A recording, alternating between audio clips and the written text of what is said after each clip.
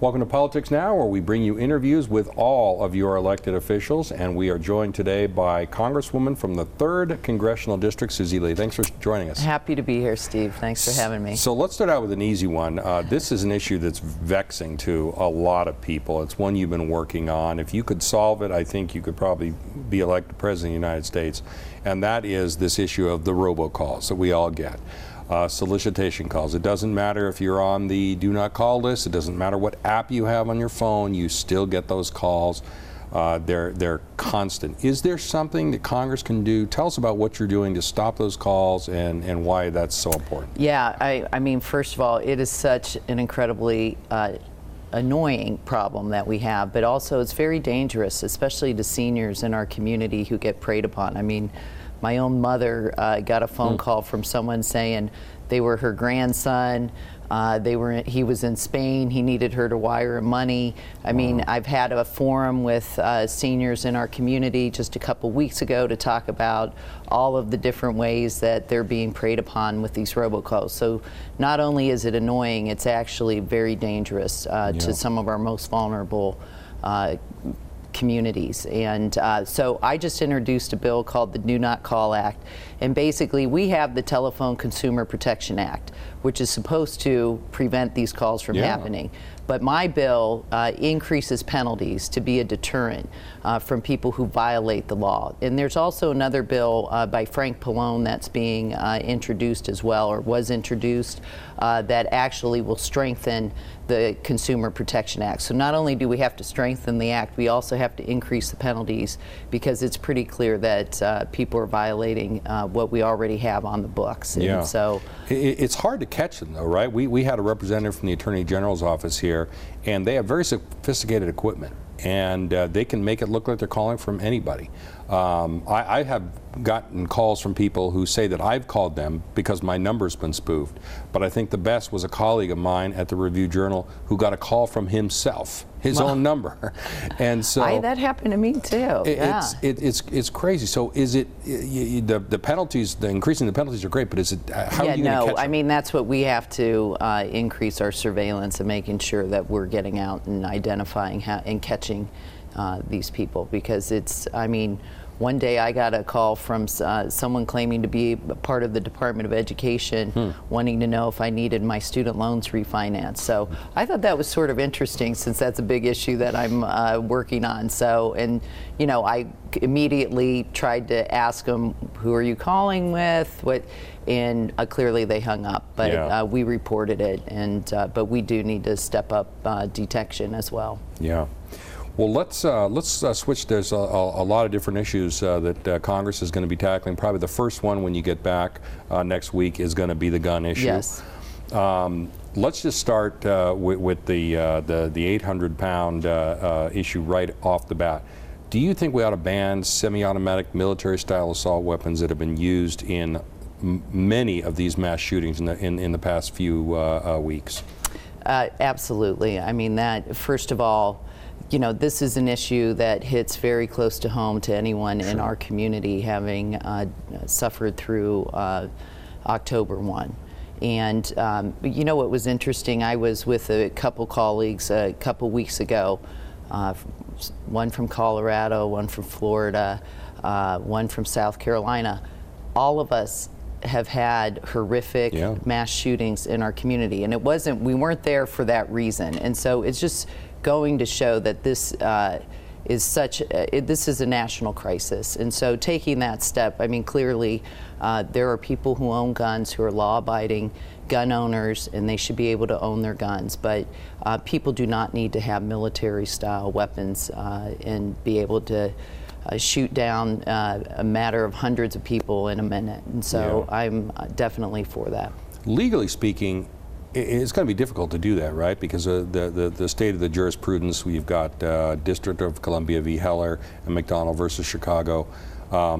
That's going to have to be overcome. Legally speaking, do you think a bill would survive scrutiny in the Supreme Court as it's presently constituted? You know what? We're never going to know until we try. And I think that the American public is demanding some sort of action on gun safety. And we've already done it in the House. We passed the background checks, universal background checks bill, which is sitting on Mitch McConnell's desk right now. And so along with a lot of other bills. But you know, the Judiciary Committee was supposed to get together early to address gun legislation, and because of the hurricane, had to postpone that. But I expect that we'll be taking that up with Ernest when we return. He seemed to indicate that there was an appetite to do that. President Trump, at various points, has seemed to indicate that they would do that. It seems quite literally the least we can do. The gun stores conduct background checks every day. They're legal. They're constitutional. They've never been seriously challenged in the courts. The private party sales, as we saw in the most recent shooting, leave a gap. Yep. And so, do you think there's, in the Senate, obviously, a realistic chance this gets passed? You know, I have to point to March for Our Lives and point to the American public, Moms Demand Action. It really comes down to people getting out and demanding that action be taken. I mean, we heard it loud and clear in the House of Representatives, and now the Senate needs to take action. And if they don't, you know, elections have consequences. And if they're not willing to listen to the American public, I think they need to go. In terms of, speaking of they have to go, in terms of President Trump, a lot of people have called for impeachment. One of your colleagues, Dina Titus, has called for impeachment. You've been more circumspect on that. You haven't done that. Do you think there's not enough grounds at this point for impeachment, or you know, first of all, there's two most solemn decisions that I would have to make as a member of Congress. One is sending people off to war and putting men and women's lives on the line. And the second one is impeaching our president. We are doing, as Jerry Nadler, the chairman of the Judiciary, said, we are doing an impeachment inquiry. There are subpoenas, there are appeals happening right now. And so I expect that we will see the results of that. I mean, clearly we have the Mueller report, which is a third of it was redacted, so we don't even have that full report, you know, as well. And so this is a solemn decision that I will take when I get the information that I have. Now, what I am concerned about with this, from what you read, is there are clearly grounds, but again, this is, you know, the House makes the indictment, the Senate convicts, and I think that the House has to have all of our ducks in a row and make sure we're laying out the case completely and fully, and I'm not necessarily sure we're there right now. When you look down the road, you've got to think the Senate is controlled by Republicans. You've got to think, even if we did this solemn inquiry, as you're talking about, and looked into this past what you thought were solid articles of impeachment, the chances are that the Senate would not convict, and so it would just be an exercise. Would that help or hurt President Trump, you think? You know what, honestly, I think that for me as a member of Congress, I need to really focus on upholding the Constitution of the United States and doing my due diligence and making my decision. And, you know, I don't think it should come down to political, does it help or does it hurt? Its bottom line is, has he violated the Constitution? Has he obstructed justice? And make the decision based on that. I mean, you know, what really concerns me is the obstruction that is rampant throughout this administration. You know, I'm on the Veterans Affairs Committee. I'm the chairwoman of the Electronic Health Record Modernization Subcommittee. I mean, even getting information out of Veterans Affairs, you think would be something that's relatively bipartisan. We're trying to do right by veterans.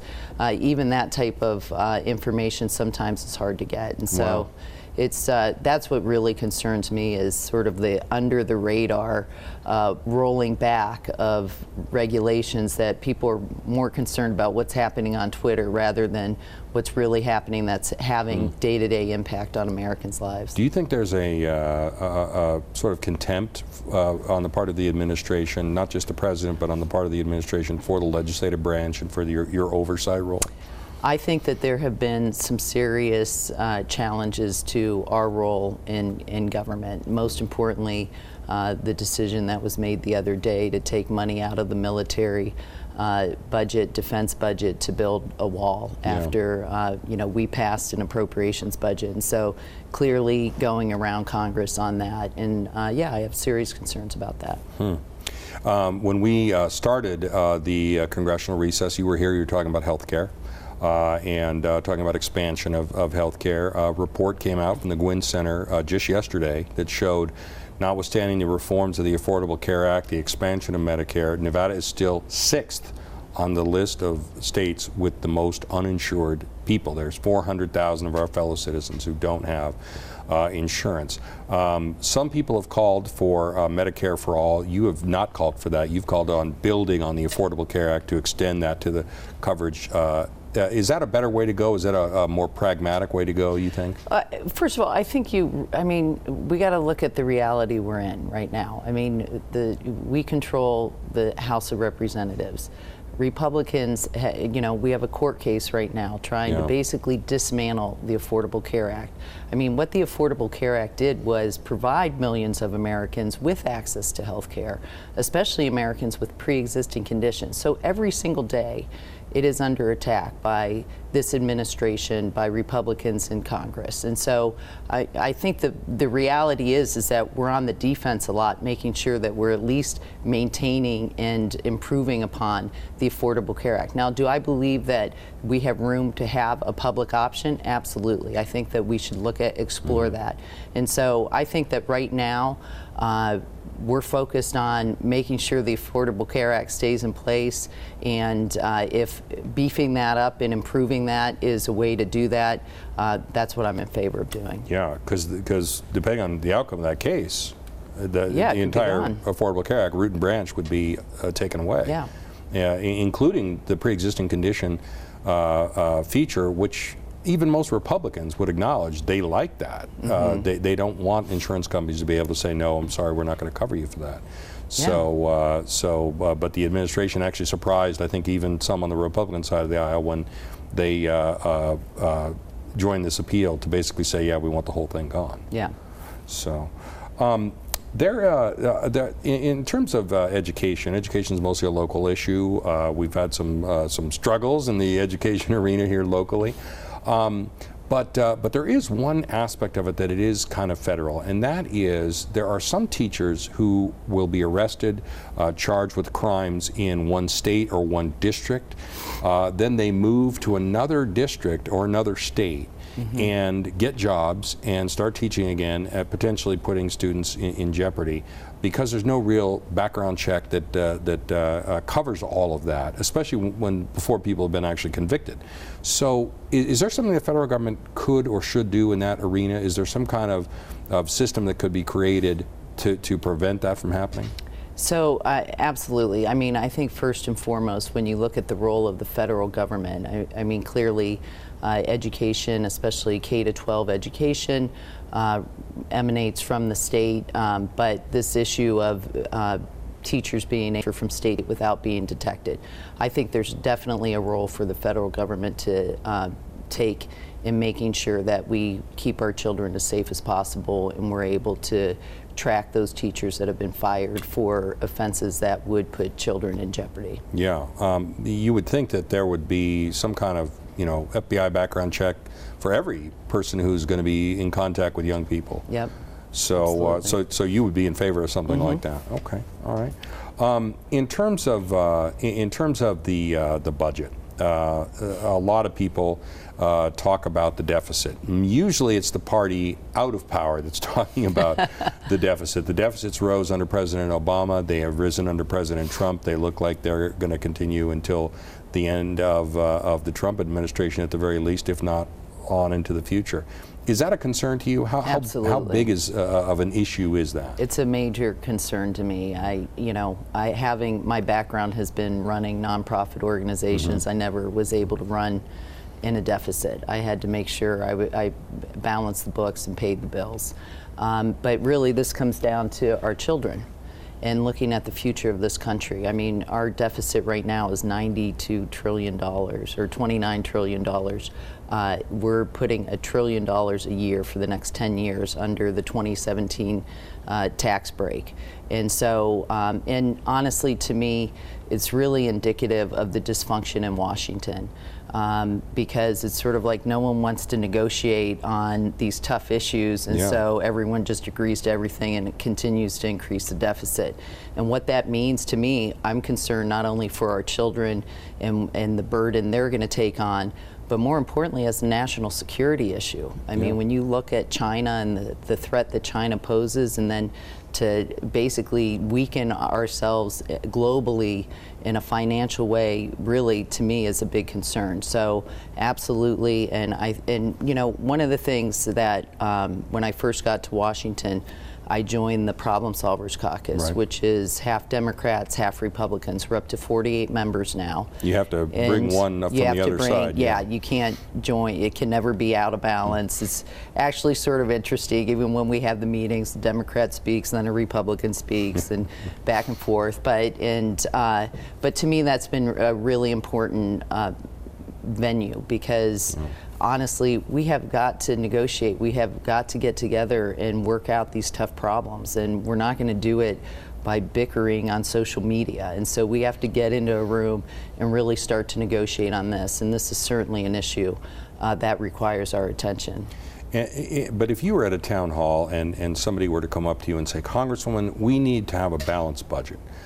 You and I both know that if you had to craft a balanced budget for the federal government, say in the next fiscal year, the cuts would be so overwhelming that it would not help but impact every area: military, entitlement spending, healthcare, everything. It would make austerity in Greece look like a picnic. And so what do you tell those people when they say, why don't we balance the budget? I think budgets are about priorities, and how our fiscal policy is about priorities. And it's pretty clear for the last several years that our fiscal policy has been in favor of the wealthiest Americans and big corporations. And not only that, looking at how we spend money and making sure that we're reining in waste. I mean, one issue that is of major concern to me is government contracting. And, you know, making sure that we're spending our money as effectively and efficiently as possible. So there's ways, I think, to cut waste.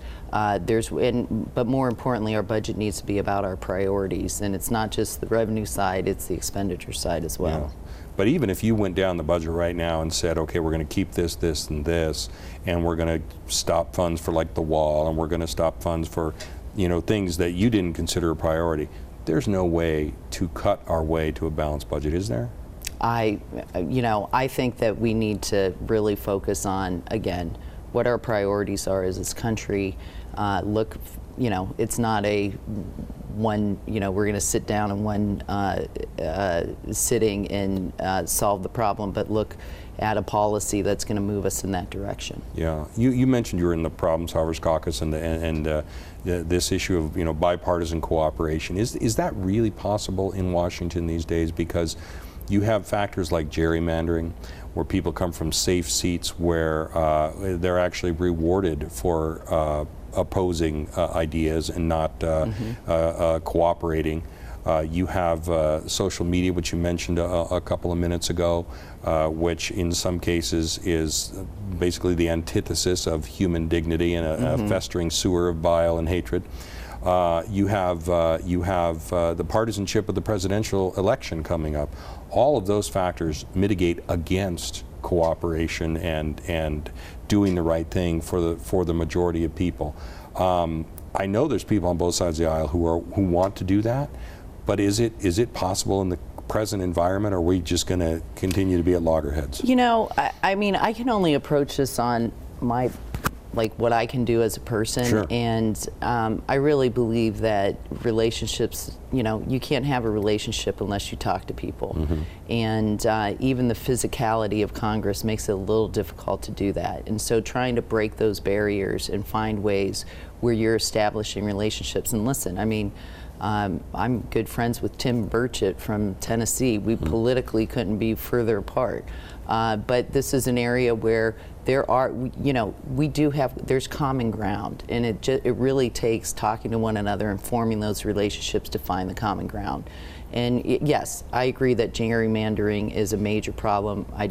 Campaign finance is another major problem. I left that one out. Thank you. Yeah, which is why we passed H.R. 1 to get dark money out of politics, and that's sitting on Mitch McConnell's desk as well. But honestly, I think that I'm just going at it on what I've always done in my career, which is if I have a big problem, you got to start somewhere, and it really starts with talking to each other and trying to build out from the common ground. Yeah. Now, you are in a unique position among all the delegation, and I'm happy to say we've had all the members of the delegation here emanate from the North. A couple of the members, Dina Ty, Mark Amodei, are in the safest seats of all. They almost don't even have to campaign. Horsford a little bit better off, but it's almost evenly divided. So as you face your year, that's got to be heavily weighing on your mind, right? You have to chart a different course than somebody, say, in the 1st District. You can't necessarily afford to say, yeah, we should have Medicare for all, we should do all these things, that the Green New Deal, all of that kind of stuff.